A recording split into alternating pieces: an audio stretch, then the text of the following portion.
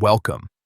In this video, we're going to learn how to make the maximum use of your Discord server invite link, up to 20 times or even a bit more, with the latest 2026 update. Whether you're managing a growing community or inviting new members for a project, knowing how to customize your invite links will make things much easier and more organized. Let's get started. First, open your Discord app on your phone or computer. Make sure you're signed into the account that owns or manages the server you're working on. Once inside, open your server and look at the top where your server's name appears. Tap or click on the server's name to reveal a list of options. From the menu, tap on Invite. This is where you can generate a new invite link for your server. By default, Discord creates a link that works indefinitely or just once, depending on your previous settings. But we want to adjust it so it can be used multiple times, up to 20 or 25 times if you prefer.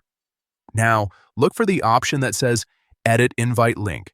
Tap on that, and you'll see several customization options, including expiration time, temporary membership, and the number of allowed uses. Here's the key step. Under Max Uses, select 25. This setting means your server invite link can be used up to 25 times before it automatically expires. It's perfect when you want to control how many new users join while keeping your server secure and organized.